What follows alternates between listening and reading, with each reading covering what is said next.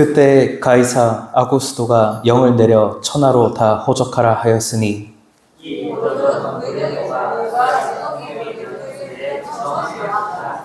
모든 사람이 호적하러 각각 고향으로 돌아가매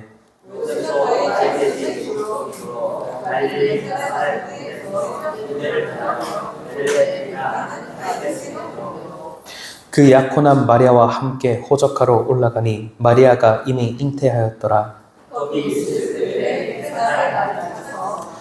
함께 읽겠습니다. 첫 아들을 낳아 강보에 싸서 구유에 뉘었으니 이는 여간에 있을 곳이 없음이라라. 아멘.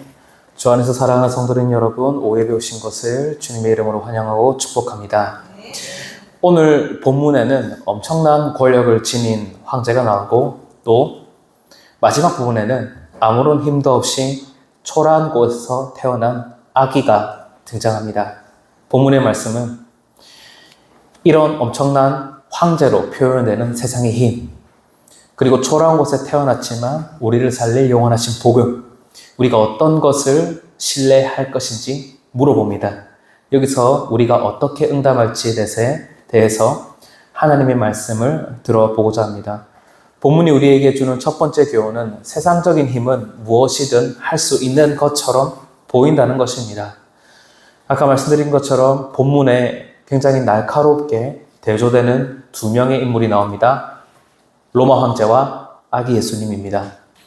본문에 보면 로마 황제가 얼마나 힘이 있고 또 큰 권력을 지닌 사람인지 알 수 있습니다. 1절에 보시면 그때 가이사 아구스도가 영을 내려 천하로 다 호적하라 하였으니 라고 이렇게 얘기합니다. 가이사 아구스도라는 말을 보겠습니다. 여기 아구스도는 많이 들어보셨을 것입니다. 이게 아우구스투스라는 뜻인데 아우구스투스는 라틴어입니다. 존귀한 자라는 뜻이고 로마 황제에게 붙는 칭호가 바로 아우구스투스입니다. 이 아우구스투스라는 칭호를 맨 먼저 쓴 사람이 오늘 본문에 나온 가이사 아구스도입니다. 이 사람의 본명은 원래 가이우스, 옥타비아누스, 아우구스투스 이렇게 됩니다. 주전 27년도에 황제가 돼서 로마 제국의 통치권을 강화한 인물이 오늘 본문에 나온 옥타비아누스, 가이사 아구스도입니다. 한 번쯤 들어본 율리우스 카이사르라는 황제의 족하면서 후계자인 그런 인물입니다. 오늘 본문에 나온 이 아구스토는 로마 제국이 어떤 형태를 이루고 통치력이 강화됐을 때 훌륭한 황제라고 칭송을 많이 받았습니다. 문헌에 보니까요 이런 말이 있었습니다. 신적 아구스투스 카이사르 신의 아들 땅과 바다의 지배자 온 세계의 은인과 구주 이렇게 나왔습니다. 그러니까 이 사람이 죽고 나서 로마의 황제 숭배가 본격적으로 시작했는데 오늘 본문에 나온 이제 가이사 아구스도가 살아있을 때도 굉장히 거의 신에 근접한 인물로 이렇게 칭송받고 추앙받았습니다. 그만큼 로마 제국이 힘이 셌고 황제 권력이 엄청났습니다. 계속해서 보면 이 황제 권력이 어디까지 미치는지 이 힘의 범위를 나타내는 말이 있습니다. 1절에 보시면 영을 내려 명령을 내린다는 것이죠. 영을 내려 천하로 다 호적하라 하였으니 라고 되어 있습니다. 여기 천하는 세계로 번역할 수 있습니다. 로마는 당시에 세계를 지배하던 나라입니다. 지금의 지중해를 낀 유럽의 대부분 국가 그리고 아프리카 윗부분 현재 이제 중동으로 불리는 서아시아 이쪽에 다 로마가 지배하던 곳입니다. 사진을 보면 저 보라 색깔 부분이 다 로마가 지배하던 곳이고 저기 제가 조그맣게 표시한 부분이 이스라엘입니다. 그러니까 로마 황제가 저기를 다 통치하고 있었고 이스라엘은 그 식민지, 로마령 식민지의 정말 일부분 조그만한 그런 나라입니다. 서방 세계 대부분이 로마의 지배에 있었고 그 당시 저기 있는 사람들은 동방 세계 중국, 러시아, 우리나라 동북아 쪽 전혀 몰랐기 때문에 실질적으로 당시 사람들은 로마가 전 세계를 다 좌지우지한다고 그렇게 생각했을 것입니다. 당시 로마를 미국에 비유하는 사람도 있는데 미국이랑 비교 못합니다. 지금 미국은 뭐 중국이나 러시아 이런 나라들이랑 어느 분야를 놓고 비교를 하기도 하고 미국이 전쟁 같은 거 막 중지하려고 해도 말 안 듣지 않습니까? 마음대로 전쟁을 자기들끼리 마음대로 하는데 또 미국에서 막아라고 메이크 아메리카 그레이트 어게인 운동을 하지 않습니까? 다시 미국을 위대하게 하자. 그러니까 지금은 옛날보다 덜 위대하다는 말인데 그러니까 지금 우리가 생각하는 미국도 굉장히 힘이 세고 대단하고 강력한 나라인데 당시 로마에 비교하면은 비교할 수 없을 정도로 로마는 그저 전 세계를 진짜 소나기 안에 쥐고 흔들 수 있을 정도로 정말 굉장한 그런 나라였습니다. 미국이 최강국이지만 어쨌든 다른 나라랑 이렇게 비교 가능한데 당시 로마는 비교할 국가 자체가 없습니다. 그냥 유일한 제국이고 그냥 최강입니다. 대들 수도 없는 그냥 말하면 무조건 복종해야 되는 그 중심에 황제가 있고요. 최강입니다. 오늘 본문의 이야기는 당시 사람들에게 다 맞는 말입니다. 말 그대로 천하, 세계에 있는 전 세계 모든 사람들에게 말 한마디로 명령 내릴 수 있는 인구 조사할 수 있는 그런 나라입니다. 아시는 것처럼 이스라엘은 로마의 식민지입니다. 식민지 안에 살고 있는 식민지 백성이 무슨 힘이 있겠습니까? 로마 황제가 명령하면 움직여야 합니다. 여기서 우리는 이스라엘에 대한 로마 제국의 강력한 힘을 엿볼 수 있습니다. 세상이 가진 힘은 강력하고 또 뭐든지 다 할 수 있는 것처럼 보입니다. 아마 이 구호를 많이 들어보셨을 텐데 팍스 로마나라고 하는 구호가 있습니다. 이거는 로마로부터 평화가 온다라는 이야기입니다. 왜 로마로부터 평화가 옵니까? 로마가 가진 엄청난 군사력 때문에 주변에 있는 나라들, 식민지 국가들은 로마가 무슨 말을 하면 반항하거나 대들지 못합니다. 자기들끼리 싸우지도 못하고. 그러니까 평화로울 수밖에 없습니다. 로마가 얼마나 힘이 있었는지 알려주는 그런 구호라고 할 수 있겠습니다. 이 팍스 로마나라는 구호도 오늘 본문에 나온 가이사 아우구스도가 만든 구호입니다. 2절에 보시면 이 호적은 구레뇨가 수리아 총독이 되었을 때 처음 한 것이라 라고 나옵니다. 성경이 말하는 이 수리아 총독이 다스리는 범위가 지금의 시리아 지역 포함해서 이스라엘 지역 전체입니다. 이거 현대에서는 레반트 지역이라고 하는데 로마 입장에서는 동부 식민지 지역을 맡은 수리아 총독에게 명령해서 인구조사를 하는 겁니다. 그러니까 일반 백성과 이 로마 황제 차이는 정말 하늘과 땅 차이고 어마어마한 겁니다. 직접 하는 것도 아니고 거기 식민지에 세운 총독시켜서 인구조사를 하는 겁니다. 이스라엘은 로마에게 굉장히 작은 나라, 손가락 하나 까딱하면 움직일 수 있는 별 볼 일 없고 하찮은 나라입니다. 3절에 보면 모든 사람이 다 호적하러 각각 고향으로 돌아갔다고 합니다. 어떻게 보면 굉장히 굴욕적입니다. 이스라엘은 정식적인 자기 왕도 없고 다른 나라에 지배당하고 인구조사 시키면 인구조사 해야 합니다. 고향에 가라고 하면 고향에 가야 됩니다. 그 인구조사의 주 목적은 세금을 매기기 위해서입니다. 사람 한 명당 얼마 이렇게 해서 이거 인두세라고 하는데 세금을 매기기 위해서 이제 가라고 하는 겁니다. 이스라엘 백성은 로마가 숫자 세라고 하면 숫자 세야 되고 돈 내라고 하면 돈 내야 되고 아무런 힘이 없는 그런 미약한 그런 나라고 족속입니다. 인구조사라고 하는 이 행위는 왕이 내가 힘이 얼마나 센지 확인하는 방법입니다. 다윗이 굉장히 잘 나갈 때 힘이 있을 때 뭘 했습니까? 네, 인구조사를 했습니다. 성경은 인구조사를 그렇게 긍정적으로 보지 않습니다. 사람이란 존재는 숫자를 보면 교만해지기 때문입니다. 하나님께서 인구조사를 허락하실 때는 이스라엘 백성들이 광야에 있을 때, 바벨론 포로에 돌아올 때, 이럴 때 이제 하셨고, 힘없고 대부분 약할 때 했습니다. 그런데 이스라엘이 성장하는 나라가 됐을 때, 이 다윗이 그 교만함으로 인구조사 한번 해보자. 내가 얼마나 힘이 있는지 한번 보자. 이렇게 해서 인구조사를 했을 때, 하나님께서 노하시고 벌을 내렸습니다. 그림에 보시는 것처럼 다윗이 인구조사를 했을 때 천사가 내려와가지고 세 가지 중에 골라라 해가지고 이제 전 백성이 역병에 걸리는 그런 재앙을 받지 않았습니까? 인간이 주도하는 인구조사는 하나님보다 자신의 권력, 숫자, 힘 이런 것을 숭상하는 교만에서 나오는 거기 때문에 자기가 힘이 있다는 걸 확인하고 그 힘을 써보고 싶으니까 인구조사를 하는 겁니다. 이게 세상적인 방식이고 세상적인 생각이고 세상이 하는 행동입니다.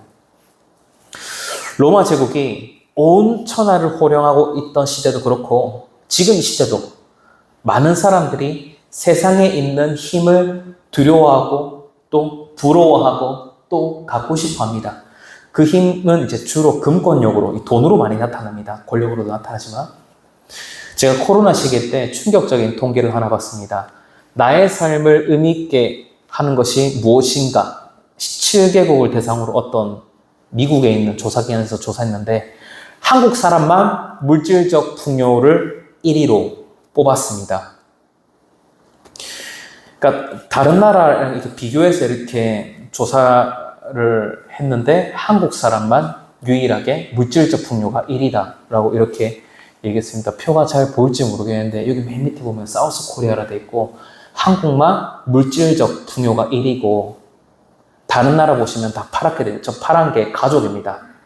맨 위에 있는 오스트레일리아도 가족이고 뉴질랜드도 가족이고 다 대부분 나라가 다 이제 가족이 제일 중요하다고 하는데 한국은 이제 물질적 풍요가 제일 중요하다고 답변을 해서 좀 충격을 많이 받았습니다. 한국 사람들이 이 경제적인 어려움에 좀 더 예민하다는 걸 알 수 있었습니다. 이게 저는 이해가 됐던 게 충격받았지만 이해가 됐던 게 우리나라는 돈 때문에 어려운 시절을 너무 많이 겪었습니다. 그래서 정말 열심히 살아가지고 한강의 기적이라고 하는데 정말 열심히 살아가지고 전 세계 유례없는 발전을 이뤘습니다. 그래서 열심히 해서 벌어가지고 삶이 바뀌는 걸 가장 극단적으로 체험해 본 사람이 우리나라 사람입니다. 그래서 경제적인 문제에 굉장히 예민할 수밖에 없었습니다. 이제 자본주의나 시장경제체제를 택해서 풍족하고 안전한 그런 선진국적인 삶을 살고 있는데 이 돈이 가진 힘이 어마어마합니다. 이 돈을 잘 쓰는 사람도 많지만 악하게 쓰는 사람은 막 없는 죄도 만들고 있는 죄도 덮어버리고 굉장히 악하게 돈을 사용합니다. 또 돈은 우리 자신의 이미지를 굉장히 좋게 바꿀 수도 있습니다. 현대사회는 이미지가 그러니까 드러나 보이는 게 인격을 만드는 그런 사회입니다. 다들 바쁘게 살기 때문에 오랫동안 대화해보고 겪어보고 이렇게 해서 그 사람을 파악하는 게 아니라 그냥 그 사람이 입는 옷이나 타는 차나 먹는 음식 그 사람이 어딜 가는지 이런 걸로 그 사람을 파악합니다.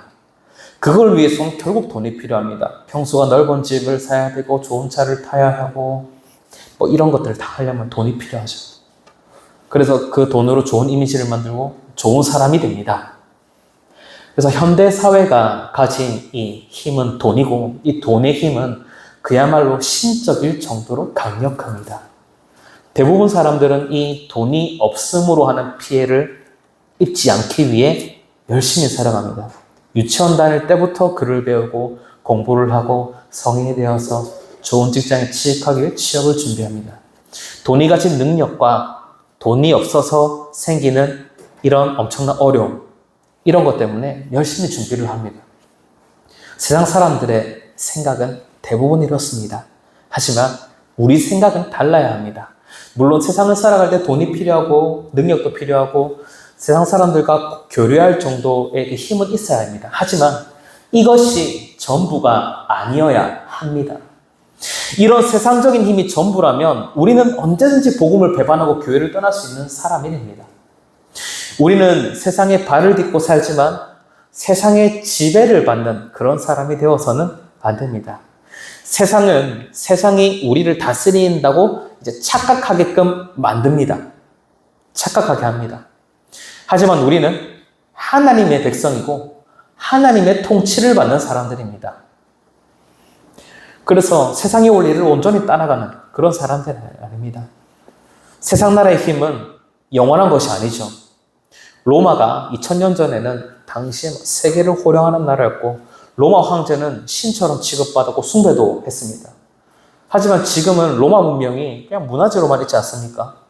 로마 황제를 신으로 떠받드는 것은 아예 옛날 이야기입니다. 그런 사람은 없습니다.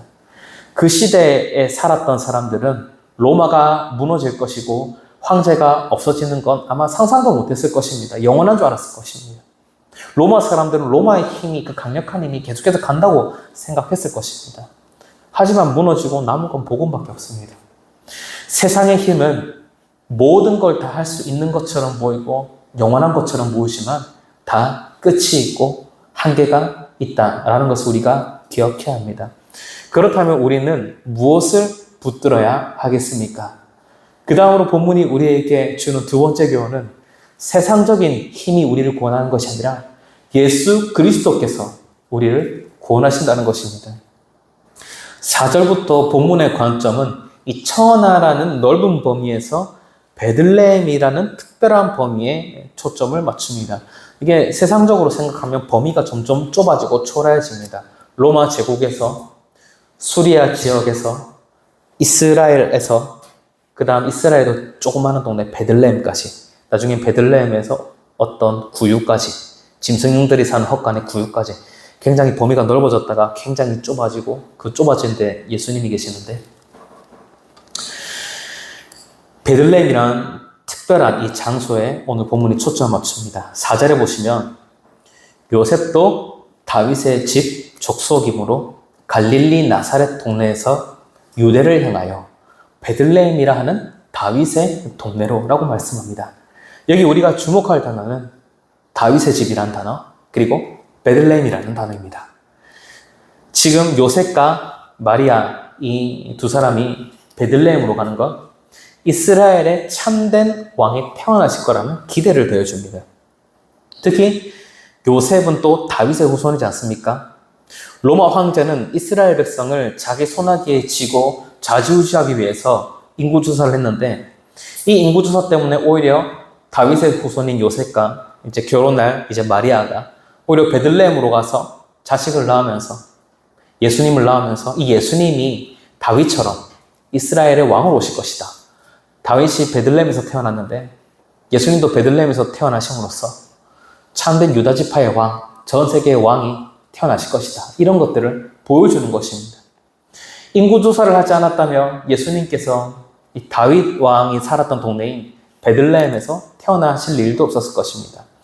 로마 황제가 세상을 마음대로 막 지락펴락할 수 있는 것처럼 보이는데, 오히려 로마 황제가 이렇게 했던 행동 때문에, 인구조사를 한 것 때문에 예수님께서 다윗의 동네에서 태어나시고 다윗의 후손으로서 왕으로 태어나셨다는 그 기대를 하게 하는 것입니다. 그래서 아무도 막을 수 없는 참된 왕이 탄생하고 있습니다.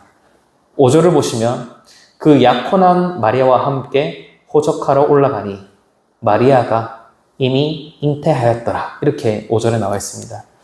제가 이전에 이 부분을 한번 말씀드린 적이 있는데, 이스라엘의 사람들이 결혼을 어떻게 하는지 말씀드린 적이 있습니다. 먼저 결혼을 약속하는 정혼을 하고 1년 동안 순결을 입증한 후 이제 결혼을 한다고 말씀드렸습니다. 지금 마리아의 상태는 정혼의 상태입니까? 결혼의 상태입니까? 네, 정혼의 상태입니다. 아마 아이를 임신해서 결혼을 하지 못했을 것입니다. 보시면 이미 잉태였다고 나와 있는데, 그런데 요셉은 파혼하지 않고 이 여인과 함께 있습니다. 이거를 통해 우리는 중요한 몇 가지 사실을 알 수 있는데요. 첫 번째로, 결혼하지 않는 처녀가 낳은 아기이기 때문에 이 아기는 가브리엘 천사가 이야기한 약속된 메시아입니다. 하나님의 약속이 그대로 이루어졌습니다. 복음이 성취된 것입니다. 두 번째로, 요셉이 이 여인과 동행하고 있다는 건 마리아가 결혼 약속을 깨뜨리고 다른 남자를 통해 임신한 것이 아니라 하나님의 특별한 역사 가운데 임신하겠다. 이거를 요셉과 동행한 것을 통해서 알 수 있습니다. 만약 마리아 혼자 다니고 애를 낳았다면 요셉과 파혼을 한 후에 다른 남자랑 이렇게 통해서 아이를 낳은 것이 아닌가 이렇게 의심할 수도 있는데, 지금 요셉과 동행하고 있습니다. 세 번째로, 마리아는 결혼의 상태가 아니라 정혼의 상태입니다. 오늘 본문에서 약혼이라고 했는데 약혼의 상태이기 때문에 이 아이는 요셉을 통해서 난 아이도 아닙니다. 하나님의 특별한 역사를 통해 태어난 메시아입니다. 그래서 이 사실들을 종합하면 마리아의 뱃속에 있는 아기는 아주 특별히 하나님의 섭리 가운데 태어난 아이고 인류를 구원할 메시아라고 볼 수밖에 없습니다. 세상에 어떤 왕이 이렇게 태어났습니까? 로마 황제는 자기 자신을 신적인 존재로 드높였고 주변에서도 그렇게 막 신적인 존재를 추앙했지만 로마 황제는 그냥 남자와 여자 사이에서 태어난 평범한 인간일 뿐입니다. 그런데 예수 그리스도께서는 인류를 구원할 메시아로서 하나님의 아주 특별한 섭리 가운데 태어나셨습니다. 이렇게 태어나심으로써 다른 평범한 사람들과는 달리 죄 없이 태어나셨고 이 죄 없으심으로 말미암아 인류의 죄를 해결하실 수 있었습니다. 로마 황제가 아무리 날고 아무리 긴다 한들 아무리 백성을 잘 보살피고 업적을 많이 세운다고 한들 죄 없이 태어나서 인류의 죄를 해결하는 것 이거는 못했습니다. 이렇게 특별한 방식으로 태어난 우리 주 예수 그리스도만이 인류의 죄 문제를 그리고 저를 포함한 우리의 죄 문제를 해결하고 구원하실 수 있습니다. 예수 그리스도께서만 그렇게 하실 수 있습니다. 로마가 팍스 로마나 어쩌고 저쩌고 해도 그거는 참된 구원이 아닙니다. 죄 문제를 해결하는 것이 참된 구원이고 예수님만 할 수 있습니다. 6절에 거기 있을 그때에 해산할 날이 찼다라고 이렇게 이야기하고 있는데 문법적으로 볼 때 베들레헴에 있는 것을 강조하고 있고 그리고 해산하는 그때를 강조하고 있습니다. 여기 그리고 날이 차서는 날들이 성취되어서 라고 번역할 수 있습니다. 날들이 성취되었다는 것은 임신하고 출산하기까지 그 기간들, 여러 날들이 이루어졌다는 그런 의학적인 의미도 있습니다. 이 날들이 다 이루어져서 아기가 태어났다라는 의학적인 이야기도 있고 이것은 천사가 전한 하나님의 말씀이 성취되어서 메시아가 온다라고도 이해할 수 있습니다. 예수님은 그냥 태어난 사람이 아니라 인류 구원을 위한 하나님의 계획이 성취되어서 메시아가 태어난 것입니다. 이걸 어떻게 로마 황제와 비교할 수 있겠습니까? 7절에 보시면 첫 아들을 낳아 강보로 싸서 구유에 누였으니 이는 여관에 있을 곳이 없음이로라 라고 얘기합니다. 여기 강보라고 하는 건 아기가 태어나면 싸는 수건입니다. 이스라엘 사람들 이렇게 하는데요. 보통 우리가 아기가 태어나면 몸을 제대로 가누지 못하니까 수건을 막 돌돌 싸지 않습니까? 네. 사진에 보시면 저게 이스라엘 사람들이 옛날에 썼던 그런 강보입니다. 1987년도일 건데 아마 여기서 잘 안 보이네요. 글자가 생각보다 작아서. 네, 34년도. 그러니까 저 강보가 레위 지파의 후손 중에 한 가정이 세계 기독교 박물관에 기증한 겁니다. 요즘 이스라엘 사람들은 저 강보를 쓰지 않아서 기증한 건데 저기 보면 자세히 보면 실제로 아기가 썼던 거라서 아기한테서 나온 그 똥오줌이겠죠. 오물 같은 게 묻어 있고 보면은 축복 문구가 있고 그 다음에 아기 이름이 적혀 있습니다. 이스라엘 사람들은 전통적으로 저 강보를 썼습니다. 그리고 전통적으로 저 강보는 아기 엄마가 임신 기간에 준비합니다. 이름도 직접 수를 놓고 축복 문구도 좋고 이렇게 합니다.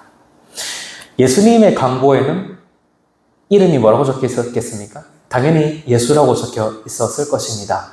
마리아가 천사에게 들은 이름을 기억해서 그거를 임신하는 기간에 정성스럽게 이렇게 썼을 것입니다.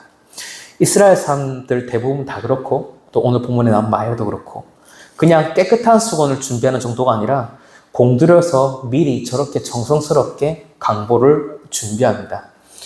오늘 본문에 강보에 싸다라는 말이 나오는데 강보에 싸다라고 할 때 이거는 그냥 싸다라는 말만 나옵니다. 그런데 번역한 사람이 왜 강보에 싼다고 했냐면 이 싼다라고 하는 동사가 강보에 쌀 때만 쓰는 동사입니다. 성경에 딱 2번만 등장하는. 다른 수건으로 뭔가를 싸면 이 단어를 쓰지 않는데 아기를 저런 강보에만 쌀 때 오늘 나오는 단어를 사용합니다. 누가복음에서만 예수님이 강보에 쌓였다고 할 때 2번 나온 표현인데 그 말은 마리아가 이 출산을 위해 미리 준비했다는 것을 강조하는 것입니다. 예수님을 임신하던 기간에 강보를 준비해서 축복 문구를 적었을 것이고 예수님의 이름 예수를 적었을 것이고 또 천사가 이 아기에 대한 예언을 했던 것을 기억하며 믿음으로 이 강보를 준비했을 것입니다. 그래서 이 출산은 믿음으로 한 출산입니다. 마리아는 메시아가 태어난다는 것을 믿음으로 받아들였고 이 강보를 준비했습니다. 베들레헴으로 인구조사를 하러 가는 길이지만 여행 중에 아기가 나올 수도 있는 그런 어려운 상황이지만 마리아는 믿음으로 이 출산을 준비했습니다. 마리아는 복음을 믿는 여인이기 때문입니다. 로마 황제가 인구조사를 명해가지고 자리를 이리 옮기고 저리 옮기고 아기를 낳을 자리를 막 이렇게 찾아다녀야 하고 이런 어려움들이 있지만 이 아이는 아무 일 없이 태어날 것이고 이 아이가 자라서 온 인류를 구원할 메시아가 될 것이라는 그런 믿음이 있었습니다. 마리아는 이 일에 헌신했습니다. 하나님의 아들이 태어난다는 것을 믿었습니다. 이 믿음이 드러난 가장 중요한 소품이 강보입니다.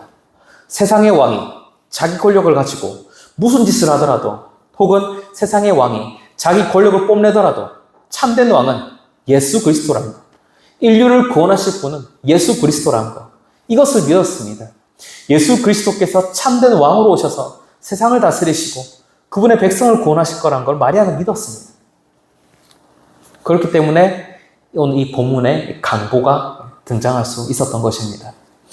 오늘 본문을 보면 로마 황제 그리고 예수님 이렇게 두 왕이 등장합니다.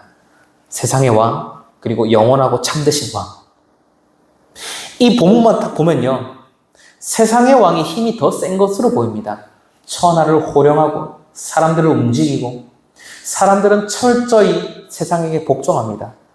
그런데 그렇다고 해도 보란 듯이 참된 왕이 나셨습니다. 로마 황제로 표현되는 이 세상에 굴복하고 세상의 종이 된 그분의 백성들을 다시 되찾고 구원하러 오셨습니다. 우리가 세상을 살아갈 때 우리는 내가 믿는 하나님보다 세상이 더 나에게 영향을 많이 주는 것 같은 그런 순간을 자주 맞이합니다. 세상을 살아가다 보면 하나님은 온데간데 없습니다. 하나님의 말씀도 이게 우리 삶 가운데 이루어지는 건지 많은 건지 확신도 별로 안 생깁니다.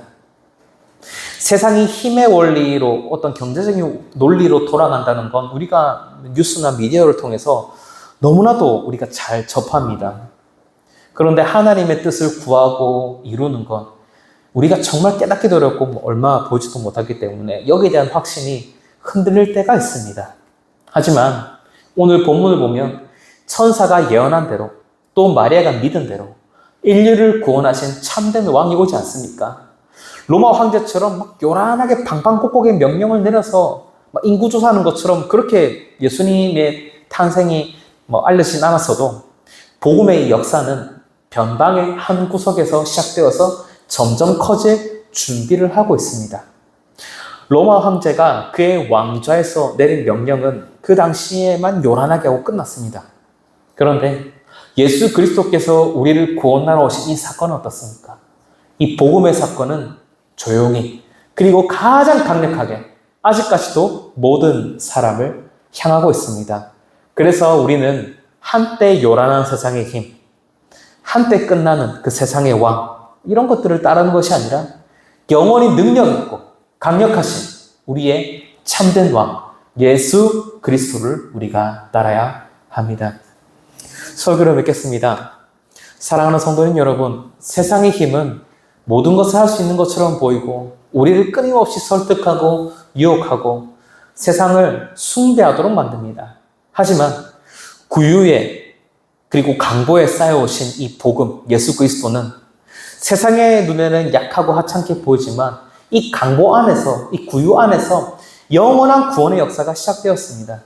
우리의 참된 왕은 세상의 모든 것을 초월해서 우리를 죄에서 구원하는 예수 그리스도이십니다. 말씀대로 오셔서 말씀대로 우리를 구원하시고 마지막 날 영원한 나라에서 우리를 맞이하실 분은 세상의 어떤 힘이나 권력 이런 게 아니라 오직 예수 그리스도뿐입니다. 이 복음을 힘입어 세상에 무릎 꿇지 않고 하나님만을 섬기며 사는 저와 성도님들 되시기를 주님의 이름으로 축복합니다. 다 함께